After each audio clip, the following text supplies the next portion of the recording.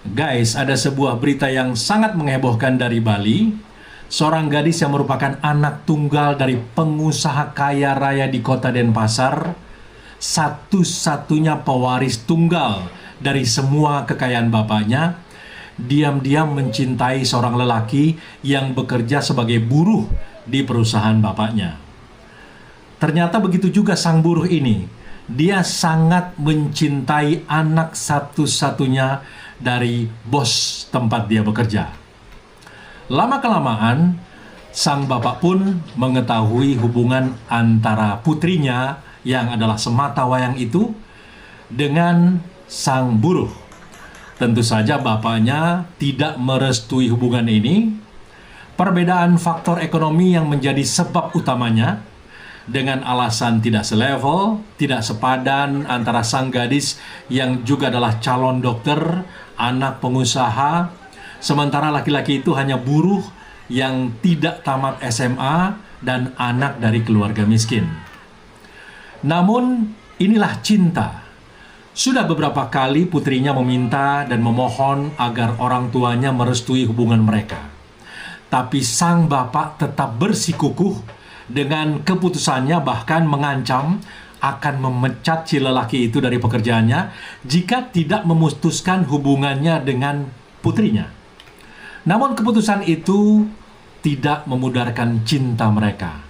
Mereka tetap menjalin hubungan cinta mereka, bahkan terlihat semakin serius. Mereka berencana untuk kawin lari. Akhirnya, gadis itu pergi meninggalkan rumah bersama si lelaki itu, walau dia tahu bahwa kehidupannya kelak akan sengsara. Ini tidak menghalangi niatnya untuk minggat dari rumah.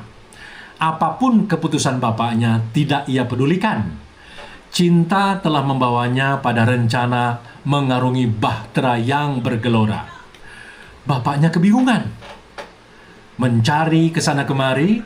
Berbagai cara ia tempuh untuk mengetahui keberadaan putrinya, dan akhirnya ia menyadari apa yang dilakukannya itu ternyata keliru dan sudah melukai hati sang putri.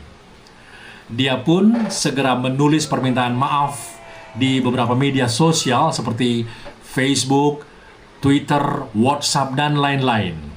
Bunyi pesannya itu seperti ini: "Anakku sayang, maafkan ayah nak. Ayah tahu cinta kalian tidak dapat dipisahkan. Pulanglah nak. Ayah merestui kalian."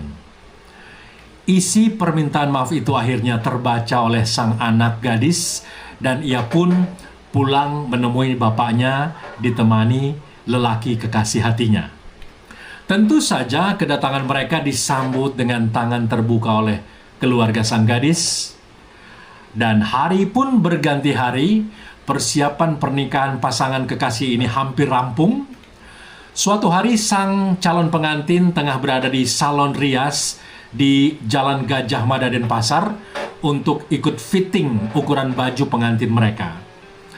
Ketika si gadis ini tengah mencoba rias agung pengantinnya, sang lelaki kekasihnya ini pamit untuk membeli minuman di sebuah minimarket yang letaknya itu ada di seberang salon.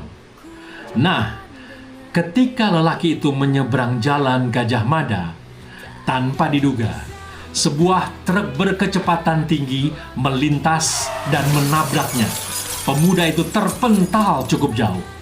Sang gadis yang melihat kejadian itu segera berlari ke arah lokasi kecelakaan dan menangis histeris memeluk kekasihnya. Naas, pemuda itu langsung meninggal dunia di tempat kejadian. Darah terus mengalir dari tubuh pemuda itu, membasahi pakaian putih rias agung milik sang gadis, hingga akhirnya si gadis pun lama-kelamaan pingsan tak sadarkan diri. Besok harinya, jenazah lelaki kekasihnya itu dikebumikan. Malam setelah pemakaman, ibu sang gadis bermimpi didatangi seorang nenek tua yang menyuruhnya untuk segera membersihkan noda darah sang pemuda yang menempel pada pakaian putih rias pengantin sang gadis. Namun si ibu menganggap itu bukan sesuatu yang serius dan mengabaikannya. Namun, pada malam kedua, giliran sang bapak yang bermimpi didatangi nenek tua yang sama yang juga memintanya untuk membersihkan noda darah itu. Karena merasa ada keganjilan, mereka pun mencoba menghilangkan noda darah itu. Namun apa yang terjadi? Meskipun dicuci berulang kali hingga hari ke-6, darah itu tidak pernah bisa bersih atau hilang dari pakaian putih pengantin sang gadis itu. Malamnya giliran sang gadis yang bermimpi didatangi lagi oleh nenek yang sama. Nenek tua itu mengancam akan membunuh sang gadis apabila sampai hari ke-7 setelah pemakaman, noda darah pada pakaian putih rias pengantin itu belum juga bersih.